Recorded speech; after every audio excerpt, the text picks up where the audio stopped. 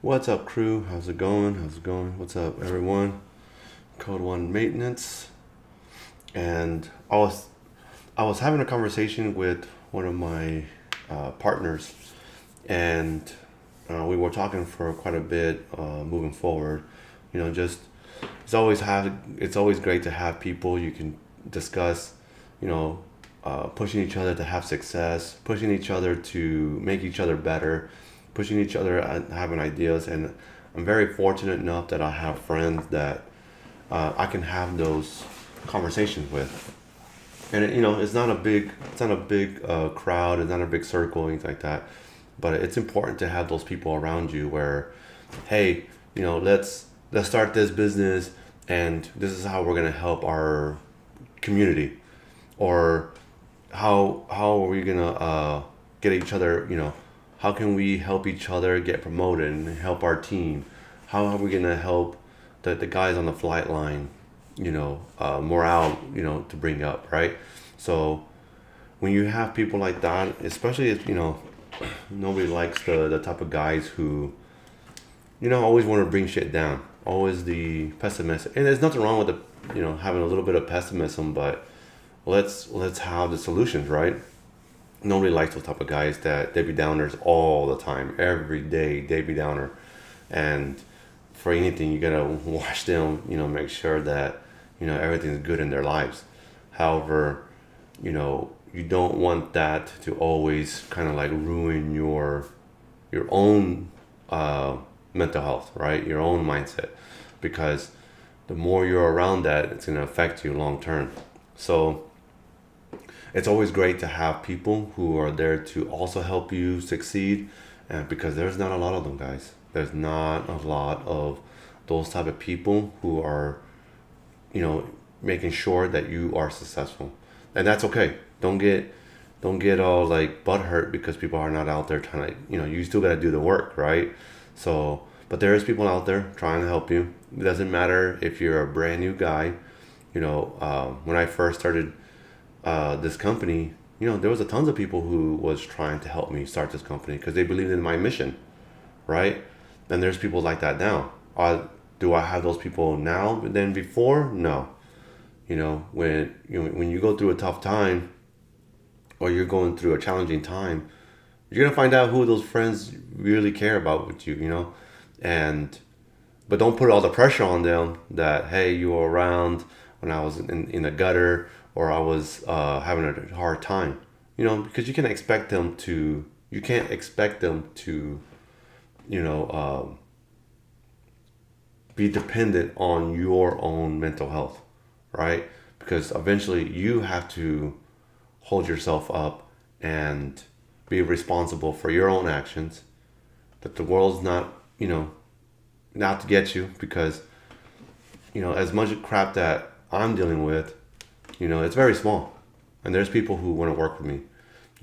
Just recently, there's a couple of people who are reaching out, and some people say they'll reach out and they want to help you in your mission, but they don't show up, they don't respond, or they change, directions, as like the day before they were just talking about how they want to work with us, and then they change directions the next day.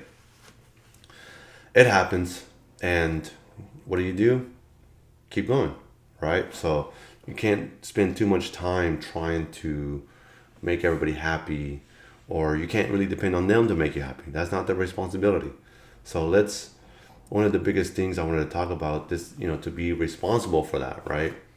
And when in discussing the transition of your, you know, you can't expect these companies just because you're a veteran that they're gonna come in and save your life. No, you got to build yourself up, build a resume, because guess what? There's hundreds of other maintainers out there that are doing the right things, excellence. So how are you gonna separate yourself?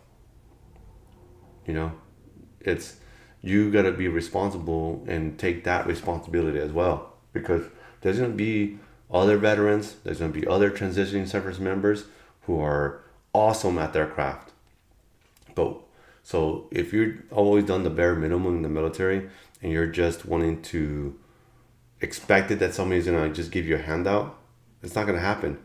And I guarantee you that they're gonna notice that in the interview, that you feel entitled to this job because you're a veteran.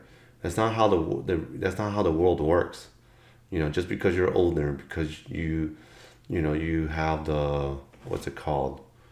What's that shit called when entitlement to, because you're old, seniority. No, that's not how it works in the real world. Especially like now the world, is like, hey, what value are you going to add to the company? How are you going to give value to the company? And you got to write that down and you got to practice that.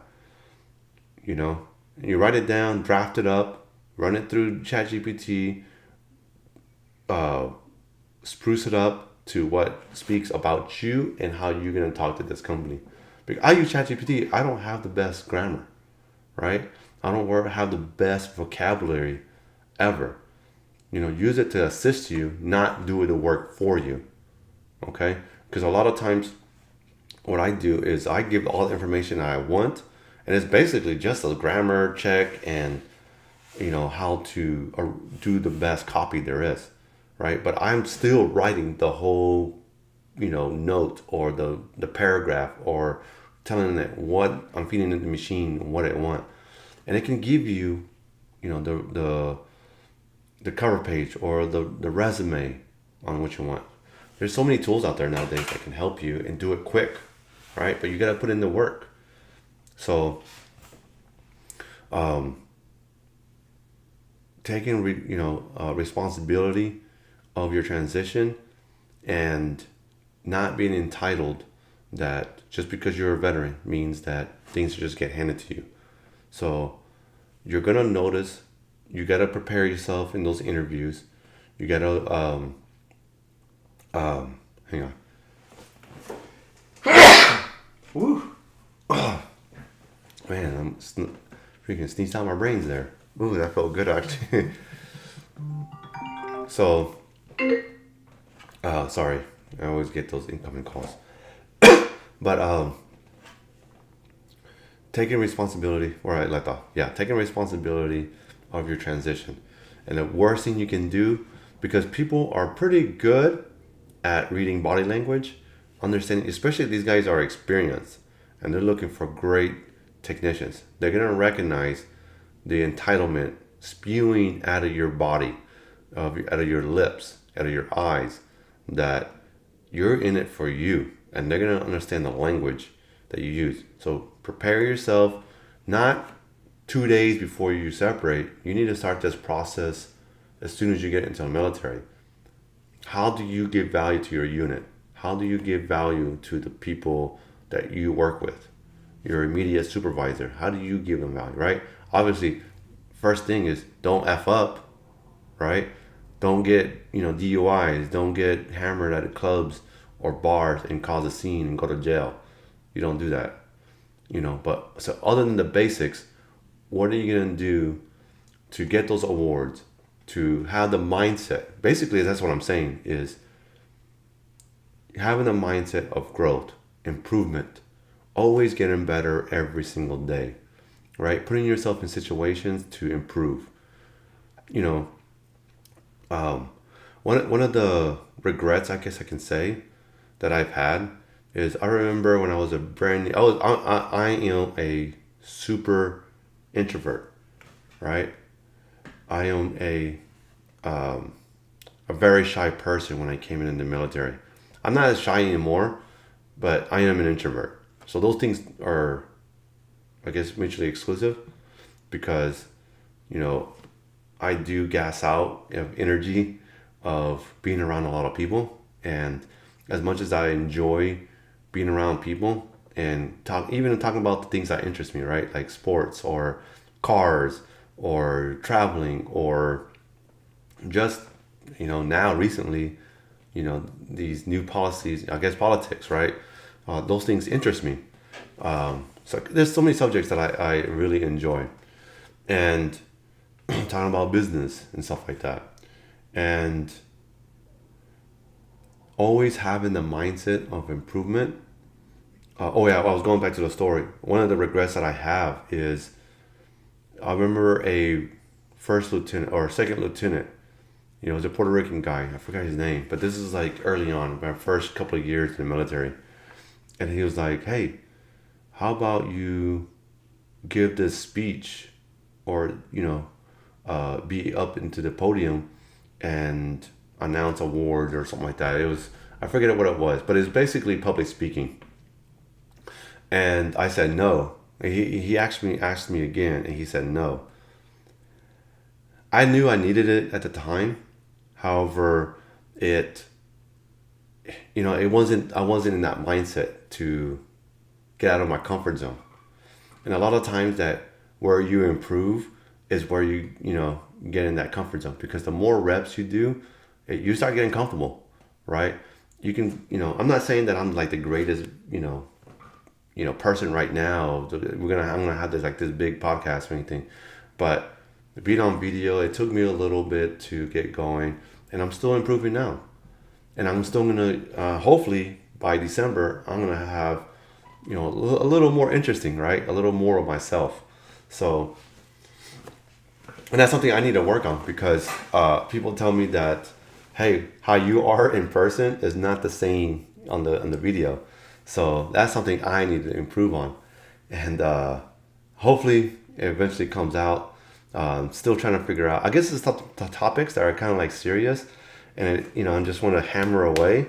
So loosen it up on things that I need to, basically loosen up on some stuff, or not be so serious. And people kind of get that from me when they first meet me. I've always been told I seem intimidating, but I don't think I am. And I guess I have that RBF, rest in bitch face, right?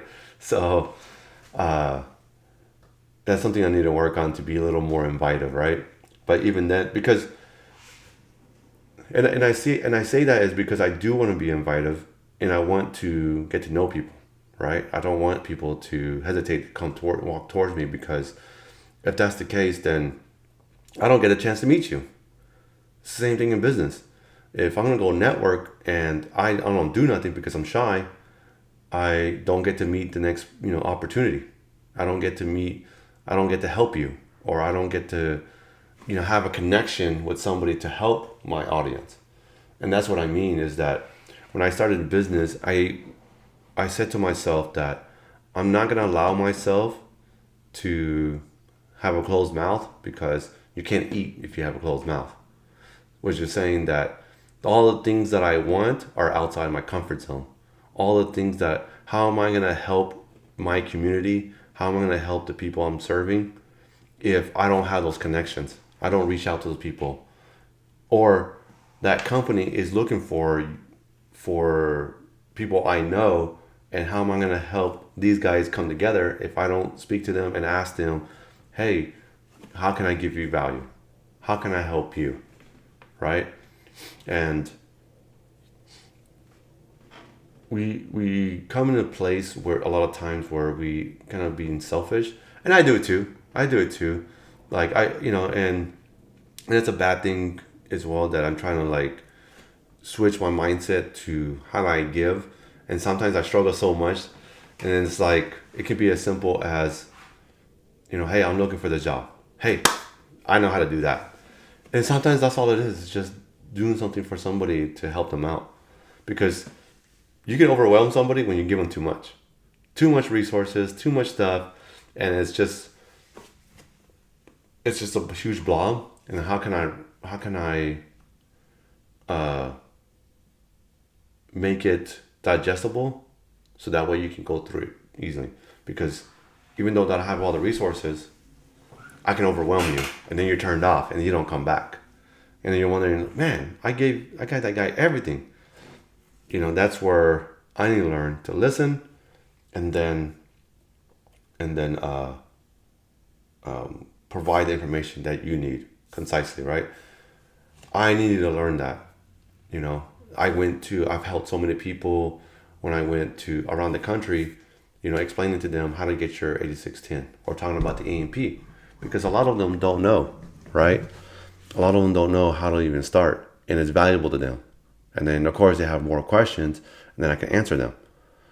But so if I wasn't, if I didn't get out of my comfort zone, I wouldn't be able to do that. So I want to get out of my comfort zone and be the connector between service members and these jobs. These employers are looking for great talent, and I know from my own, experience that there's a lot of great talent, and then owning the school, I know the difference between a student and somebody who's already a well-oiled machine, ready to, instilled with great values, right? Are we perfect? No, we're not perfect. Veterans are not the most perfect people, but I do notice the difference between new guy and somebody with the experience. And I even noticed there's some great, most of the guys who come through my school, I would say 97% of them are go-getters. Especially like, because so many people get out of the military and some of them do get out because they're tired of the maintenance and they don't want nothing to do with maintenance. I see it, and that's wrong. Applaud them for that. But there's guys who love it and are go-getters in it. Sometimes they want to do bigger things than just aircraft maintenance. I have friends who have a history of being a go-getter. For example, they went to the Thunderbirds. They're working for Air Force One, or they're they get into these exclusive parts that is not normal path for aircraft maintenance, or which is cool. I love to meet those guys, and I that's one of the things I love about the school that I had was that a lot of the guys are go-getters, and they're very ambitious, and a lot of them are not just retirees. Some of them are about to separate. They're in 4-6 years. Maybe within a year of getting out, maybe a couple of years of getting out. But these guys, get to work and they get stuff quick. The majority of our guys get the hands-on stuff pretty quick. Like, I think I went years without a failure in practicals, So it's great to see. And then the civilian guys, the little bit that were there, they were awesome guys. Guys who were not giving up. We had a guy months. He was just not giving up. He was gonna keep going, keep going, keep going. He took his time, and at his own pace, because he, that's how he learned. That was the pace that he could take. But he was very, persistent with his studies, and that's awesome. Guys that just keep going and going and going, and I love that. I love meeting those guys. And I loved our instructors, Will and Mark. They were awesome because they had the same mentality. I was recruiting Will for over a year because of how awesome he was with everybody else, and I was not giving up on that.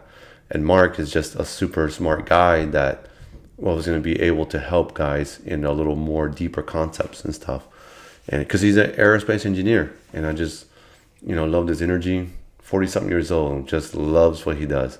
And I love working with people who love what they do. You can't ask for nothing better. So people do recognize it when you are working your butt off, being ambitious. Like, I notice these things. I noticed those things in our class. And do we have some guys who, they didn't want to trying to just do the bare minimum? Yeah, there is, but there wasn't too many of those. There was there were anomalies. And it was rare to see that. But people do recognize that. I get messages, often of like, oh, this doesn't surprise me that you're doing this because you just were focused. And was I always focused? No. Some of you new guys out there, probably going through your career and people don't give a fuck about you. And that happens. But how you turn that around is you do give a fuck and you start applying yourself a little more and giving a little more effort and be consistent with that effort, because when you do, people do recognize it and then you start opening more doors to other things, and you won't get in. Even if you mess up, like, because you're gonna mess up.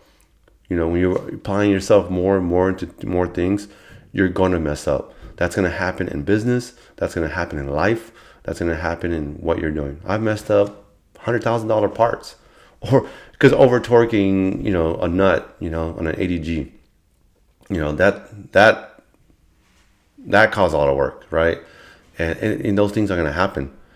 And when you're new, that's gonna happen, and it's okay. Yeah, they're gonna yell at you. Not that I like it and I'm not looking for it, but I know for myself that I I know that making mistakes is part of the process. And honestly, like, I got stuck on that last year so much that I let a lot of people down, and I had to understand that, you know, every business guru or successful person I've met, big or small, in the aviation industry, or, there's a couple of guys I can mention. I don't know if they want me to mention them, but there's guys in aviation that made mistakes, almost went bankrupt. Took him years over a year to fix things, rectify things, to his partners. And I've had a guy who just won an award for Charles Taylor Award, and he's made mistakes, but now won an award. And if you're trying to apply yourself, and you're as ambitious that a person can be, it's gonna happen. So don't be afraid to make mistakes. When in the company, like, I never got upset with people who made mistakes. As long as we fix it, we train the person right, or learn from that mistake, and then we move on. It's gonna happen. The guy's gonna make mistakes, but he's done such. This person has done. I think I can think of one person that he's done great work with us.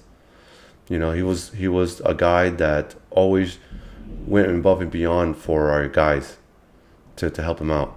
And did we get in trouble? Yeah, we got in trouble because we were trying to optimize our services.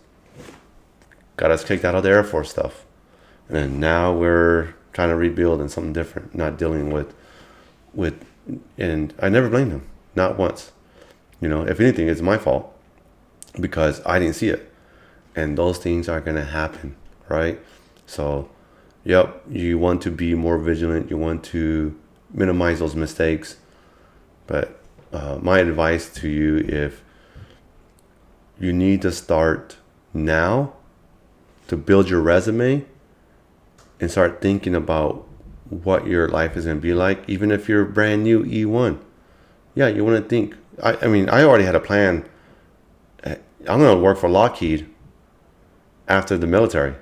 I'm joining the Air Force because I want to travel. I want to work on war machines, and I want to do my part going overseas and get out, go home, back home to Fort Worth, and work at the Lockheed plant. That was my plan, right? But I had to build myself ready for that, right?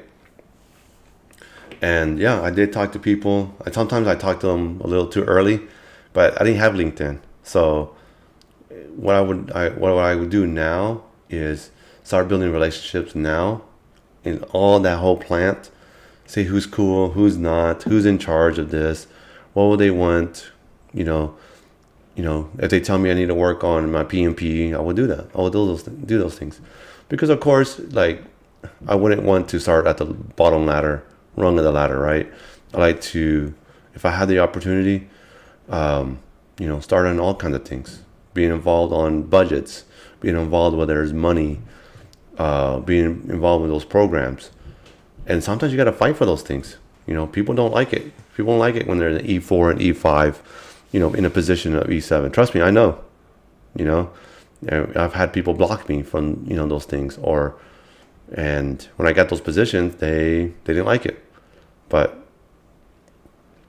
I was fortunate enough to build a good reputation where people recognized it, and those leaders recognized me and says, yeah, he can deal with it. And did I mess up that? Yeah.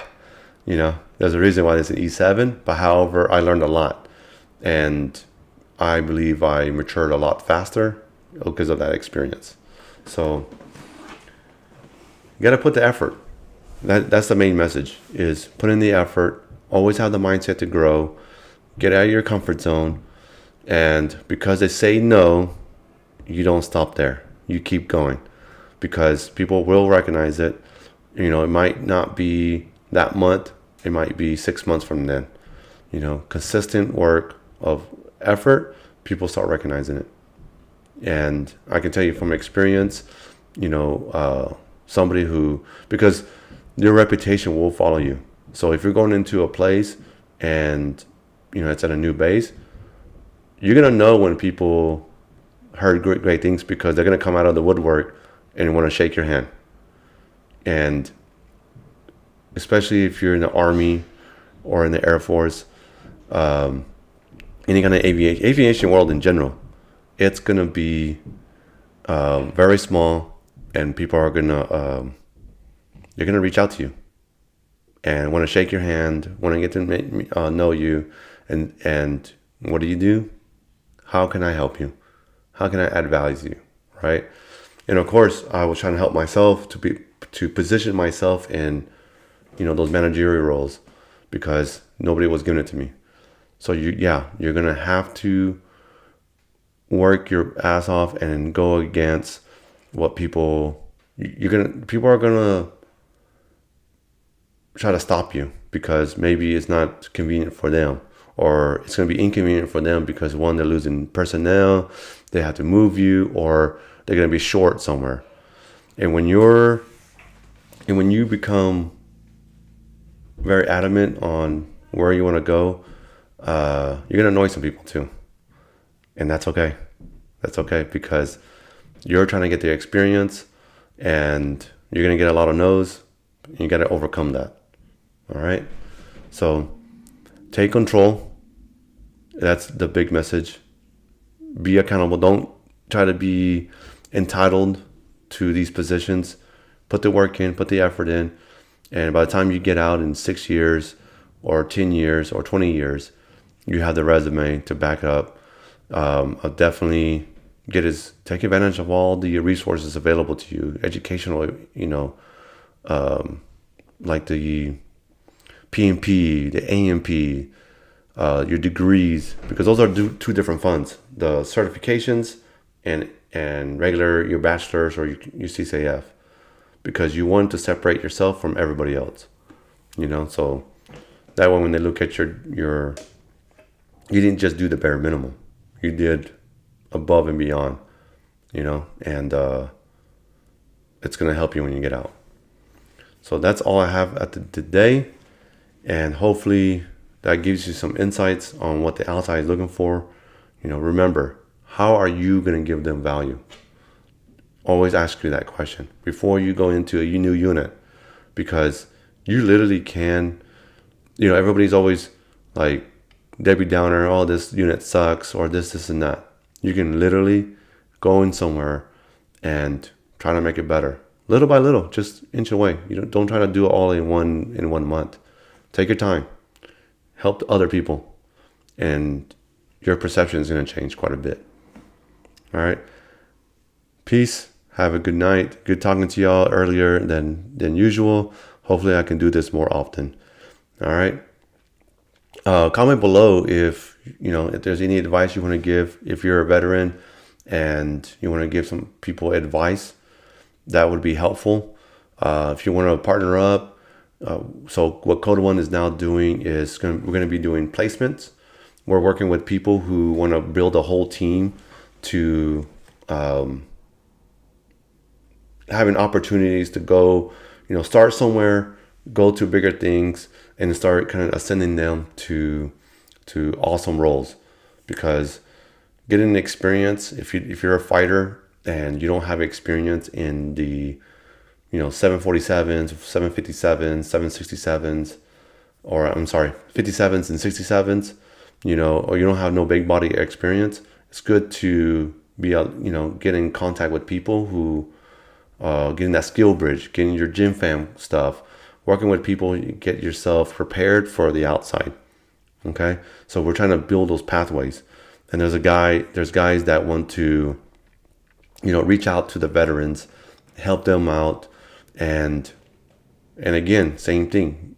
These guys, whoever's good at X, Y, and Z, we want to take them out and put them in some cool positions.